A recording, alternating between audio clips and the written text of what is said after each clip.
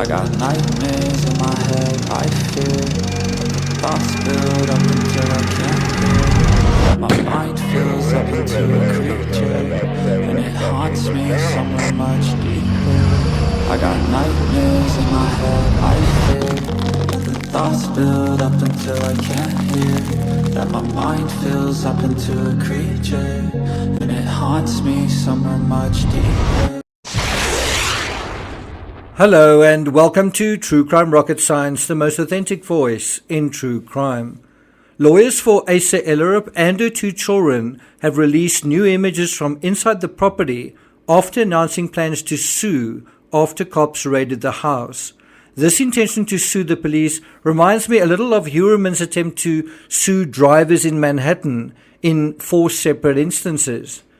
You may have noticed I've avoided showing images of the Heuermann family at their home thus far, but I think as soon as you volunteer images from the inside of your home and you hold a press conference making public your intentions to sue the police, in other words, the investigators are trying to catch a killer, well then by hook or by crook you have inveigled your way back into the story. In any event, the interior of the house is something we haven't seen much of until now. And whereas the family seem to be trying to show how their lives have been turned upside down by a police search, I see something else. Do you see what I see?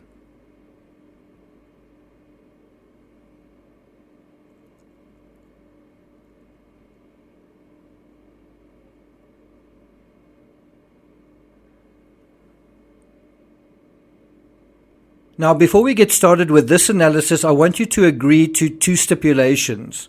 Firstly, I'm going to say some fairly insulting things about Clutter, and I want you to apply these to yourself. I want you to take them personally. I want you also to see just how much they do apply to you. I mean, you're going to do it anyway, but what I want you to do is make notes and observe what your Clutter says about your psychology. Secondly, I want you to evaluate yourself second. In other words, as we deal with what this house says about Heuermann and his psychology, I want to ask you to temporarily push aside what these aspersions say about you. We'll get to that. We'll talk about that. And I'll let you know when we're ready to talk about that. But we want to start off by focusing on Heuermann. Worth playing for? Yeah. Before we get to that, if you haven't subscribed to the channel, please do. Bear in mind, I've been putting up a couple of episodes on the K2 disaster. I'm noticing that every time I do, some of my subscribers are punishing me, unsubscribing.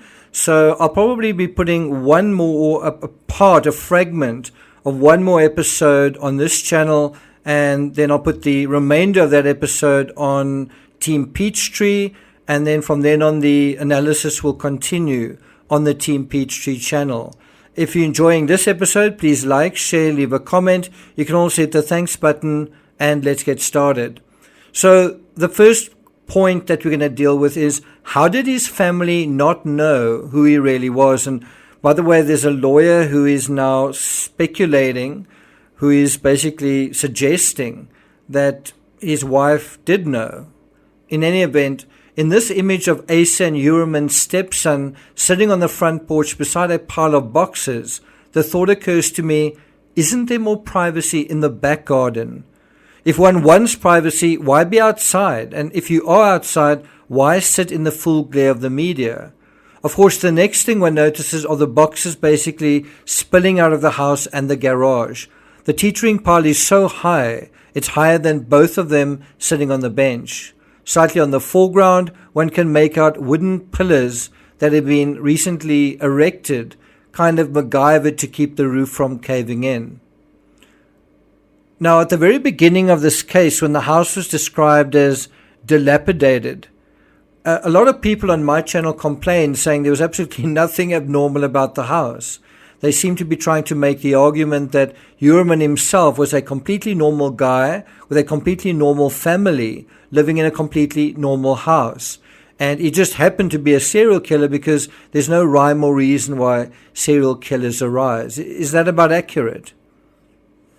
If you one of those people that thought that and perhaps still believe that, I hope you'll leave a comment now and let us know if either you've revised your opinion or else if you still think the house isn't at all unusual. If you really still think the house isn't at all unusual, you might want to stay tuned for my third point. Now, getting back to this point number one, how did his family not know who he really was? I think the obvious reason any and all of us miss things is when there is enough noise, enough clutter in our lives, the signal gets lost. That brings us to the second point, and this I've personally found so interesting, the psychology of clutter, and there is a psychology to it. In an article published recently by The Sun, that's the US Sun, a profiler described Uhrman using a word you don't really hear every day. Quoting from the article, John Kelly, a veteran criminal profiler, told the US Sun that he believes more than one culprit is responsible for the spree of killings. He said there is a distinctive difference in modus operandi between the GILGO 4 and those found dismembered in Manorville, which, to him, makes it incredibly unlikely to have been the work of the same person. And so this is what Kelly said. He said, with the GILGO 4, the killer was very fastidious in the way they attempted to hide the bodies by wrapping them in this camouflage burlap. Now, I do want to talk about the notion of two serial killers, and I might do that in an episode following this one. We should note, though, that in the very early days following Koberger's arrest in early February, the profiler in question seemed to associate Brian Koberger with serial killers, and that seems to be clearly not the case 6 months down the line. What I want to deal with here is his word fastidious and how it relates to Uhrman. The dictionary meaning of fastidious is very attentive to and concerned about accuracy and detail. It means to be scrupulous, painstaking, meticulous, right? To be very concerned about matters of cleanliness. Clearly, the profiler was referring to the manner in which the suspect Uhrman allegedly went to a lot of trouble to carefully dispose of his victims. Now, I'm a storyteller. I've written a lot of books. I deal a lot with words. One might say I'm a wordsmith, so I'm a little pedantic about word choices. I wouldn't describe Uhrman as fastidious. Fastidious, yes, in terms of attention to accuracy and detail. Bear in mind, he has this other life as an architect where he gave some of his clients hell because of that attention to detail. But fastidious is often associated with cleanliness and being obsessive compulsive, for example, having a clean kitchen and a clean bathroom and a clean garage. I don't think the inside or the outside of the Uhrman home feels in the least fastidious. I prefer the word meticulous for two reasons. First, it's the word his own co-workers use to describe him. It repeats again and again in the media narrative. And secondly, I like the word meticulous because meticulous is slightly different from fastidious. It means careful and scrupulous, which tends to align more with potential criminal psychology, especially in a scenario of a serial killer leading a double life who gets away with his crimes for more than a decade. I also think you can be meticulous in the nerdy psychological sense, good with numbers and designs, knowing your building codes while also being a slob in other areas. In my opinion, the police didn't turn a beautiful, pristine, neat home into a shambles. They certainly didn't improve it, but I think it's fair to say it was pretty shambolic, pretty cluttered to begin with. Why is that? What is the psychology of clutter? And this is where it gets interesting. The author Tisha Morris, she wrote, Feng Shui Your Life refers to clutter as stagnant energy. She goes on to say, where there's clutter in your home, there will be clutter in you, either physically, mentally, or emotionally. Do you agree with that? You may recall in my initial assessment of Uhrman, this is weeks ago, I described a psychological rootedness that wasn't healthy, including a rootedness to his past. The fact that he bought his mother's house is one clear signpost on that road. But this extreme level of clutter is another sign of severe rootedness. Clutter itself especially extreme clutter, isn't just about things lying around. It shows something deeper is going on that's not under control. And you hear the music at the beginning of these episodes. I've got a nightmare, right? And something, and it's mirroring something deeper that's going on. Well, clutter is something that is showing evidence of some kind of nightmare. According to clutter expert Mia Danielle, quote, "The roots of clutter go much deeper than the physical act of decluttering. Our mental attachments to belongings, to beliefs about our belongings, or our personal abilities and habits weigh heavily on any resolution to let go, despite the psychological effects of clutter itself." And I think in a very basic way, clutter shows someone who is struggling to let go, just in general, of things in their lives. I would say that when we feel a strong attachment to junk, to papers, to paraphernalia, to memorabilia, to nostalgia, it's because we don't have very strong or meaningful attachments that really matter. I mean, to people, to the community, to a particular place or culture, to a particular mission that we've given to ourselves, to a particular project. And so this idea of being so withdrawn from the world that the world is reduced to a fiction, and one's sense of reality reduced to artifacts, to things. It's no wonder the salivating wolf at the monster's core. This animal wants to break through and sink its teeth into the meat and potatoes of real life. And thus, when he commits a crime, and each time he commits a crime, it's him being his most authentic, coming out of his clutter and reaching for a flesh and blood being, and also affecting it, altering it, and being altered and touched and consumed by it himself. In other words, this impulse to want to touch and taste the real world is good. It's a healthy impulse. But what has happened here is the killer has perverted it, partly because he's terrified of it. Does that make sense? And now we are at the third section, and now you are welcome to think about this in terms of how it reflects on you, right? Let's make it personal. I don't think this analysis is complete or necessarily terribly helpful or meaningful without turning it onto ourselves. Are you ready to do that now? I don't think it's unfair or unkind to say that the more clutter there is in one's life, the more dysfunctional you are.